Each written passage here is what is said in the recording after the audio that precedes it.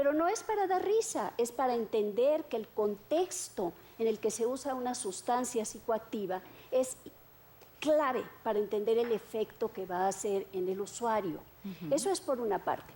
La otra parte que me parece que es importante recalcar es que México empezó con esta campaña, el México que salía del porfirismo y que durante la revolución y al salir de la revolución pensaba en que nosotros queríamos ser un país moderno, un país que ya no tenía los vicios del porfiriato. Y uno de los vicios era que las clases bajas usaban marihuana, entonces no gustaba la marihuana.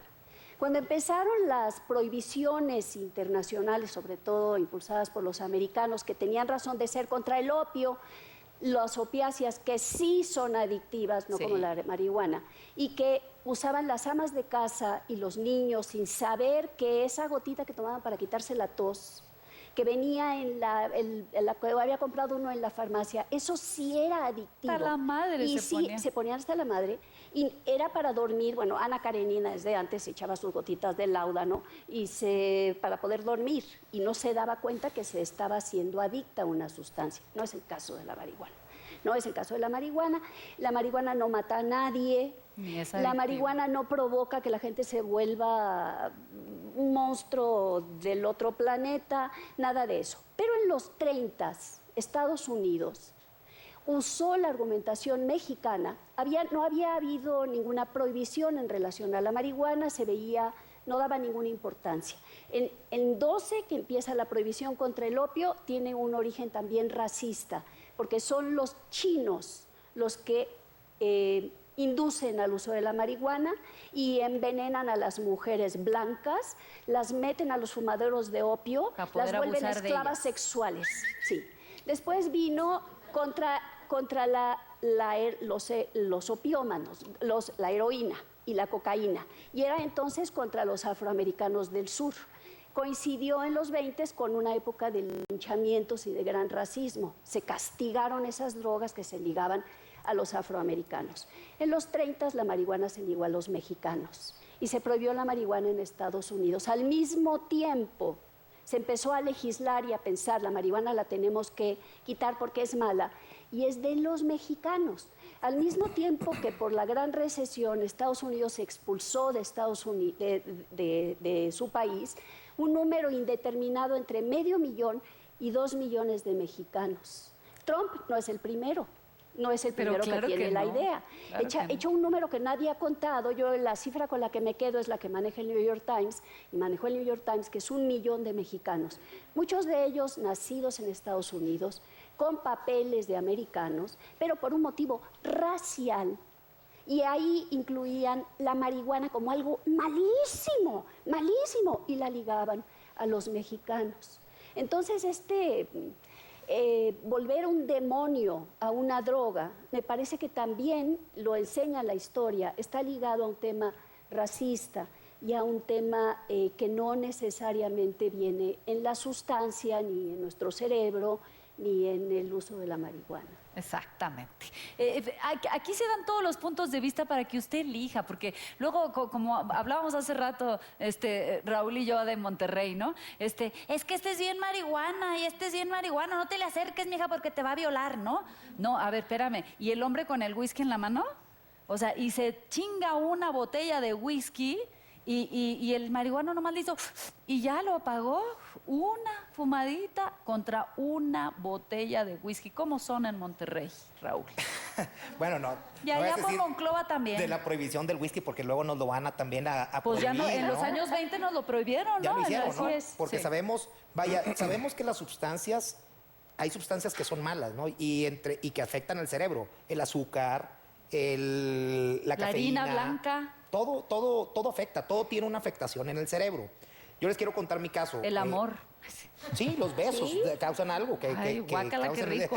que causa algo en el cerebro. Entonces, yo les vengo a platicar de mi hija. Ella tenía 400 crisis epilépticas. Nosotros no teníamos acceso, porque en México no hay accesos a ningún derivado, ni extracción, ni nada que tenga que ver con la cannabis. Entonces, nosotros solicitamos algo que aparte el médico nos recomendó. Claro, ¿no? Que el médico nos dice, oye, si ya no tengo nada, pues vamos a probar con esto. Y nosotros vamos con la Secretaría de Salud, nos niegan el acceso porque nos dicen que no existía evidencia científica concluyente.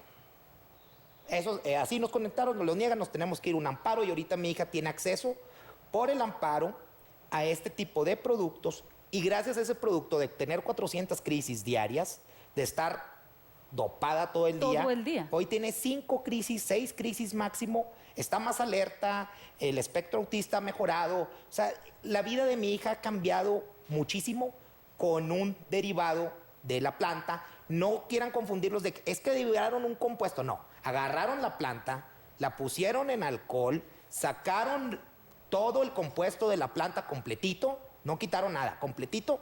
Y así como sacaron ese compuesto de la planta, así yo se lo doy a mi hija abajo de la lengua y con eso a ella se le quitan las crisis que le estuvieron afectando por toda su vida.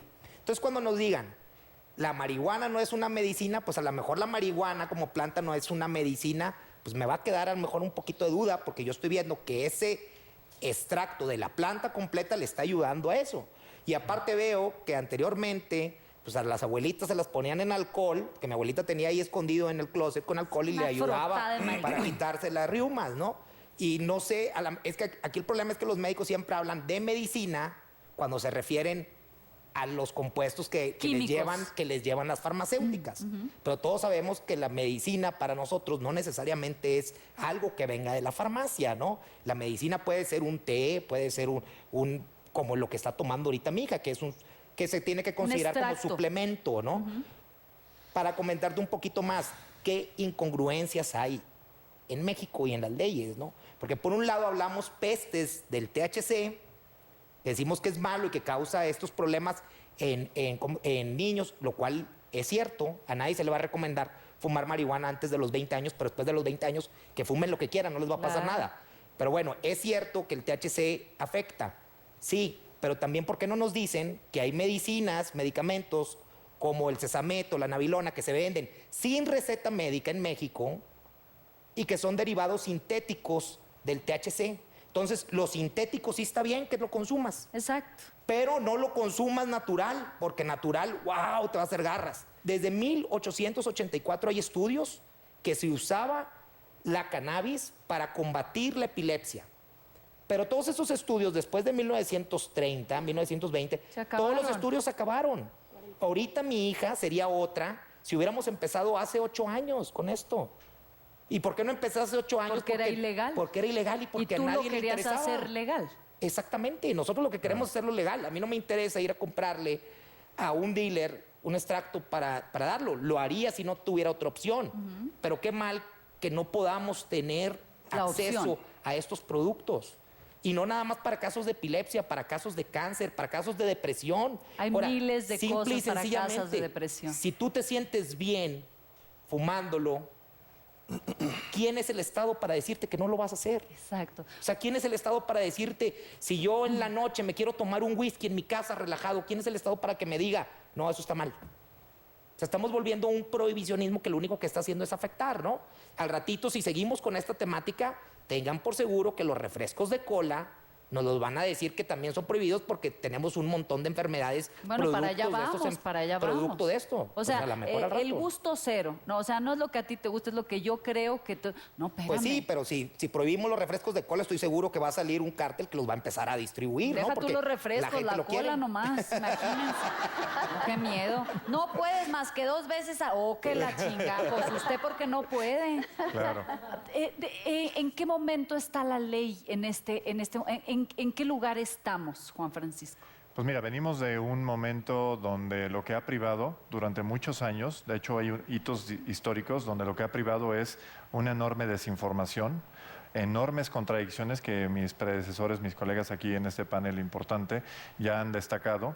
Y actualmente donde encontramos la ley es que estamos en un fenómeno de transición, donde finalmente está saliendo a la luz pública todos estos datos duros que lo que anuncian, lo que aseveran, lo que hacen ver es que tenemos por un lado una política prohibicionista que a la hora de revisar sus resultados no hay un solo dato que avale que esta política tenga resultados favorables.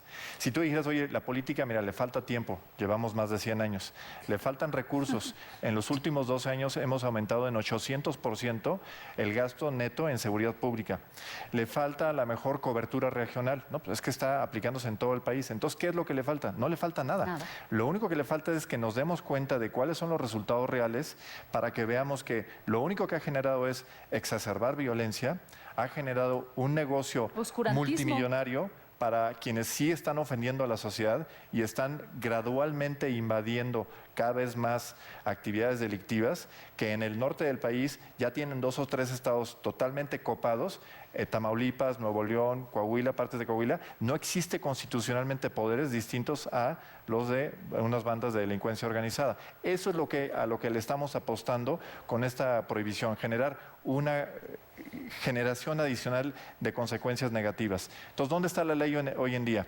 A partir de la resolución de la Corte del 4 de noviembre del año pasado, se abre una puerta para decir, la política prohibicionista efectivamente es contraproducente, es nociva en sus consecuencias, pero además es anticonstitucional, porque va en contra de los derechos humanos, de los cuales todos los ciudadanos somos titulares, aunque 4 de nosotros el reconocimiento es expreso, pero el razonamiento es perfectamente aplicable para todos. Entonces, la gran pregunta es aquí, si el presidente de la República ya fue ante la ONU a decir, la política es improductiva, no genera buenos resultados y debemos explorar otras alternativas, presenta una iniciativa para modificar solamente el gramaje personal, una iniciativa realmente de efectos muy limitados y hasta cierto punto incongruente, porque no tiene ningún sentido que alguien diga, esto no funciona, pero la medida para el cambio no afecta a las fundamentales de la política.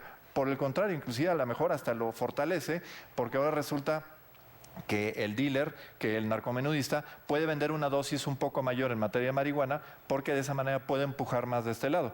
Que eso a lo mejor no estaría tan mal de no ser por un tema. Que ellos se encargan de ¿qué? De que su oferta de producto es mucho más amplia que no solamente la marihuana, y el Estado renunció, y esa es la grave parte del prohibicionismo. El Estado dio un paso hacia atrás y dijo, yo voy a renunciar a saber la calidad, la cantidad, la dispersión, la distribución. Yo renuncio a regular esa parte. Le cedo ese terreno a la delincuencia organizada porque en teoría yo voy a provocar que ese insumo, que esas drogas no estén disponibles, y se nos decía hasta hace poco, para que las drogas no lleguen a nuestros hijos. O sea, Enorme porque falacia. ni siquiera sabemos qué nos estamos metiendo, sea claro Nada. o legal o no, porque quién sabe qué es lo que te están Y para los vendiendo, que- porque es el mercado negro. Y para los que somos padres de familia, nos preocupa sobremanera decir, oye, si el Estado renunció a esa capacidad, ¿quién está regulando qué es lo que le están vendiendo a nuestros hijos?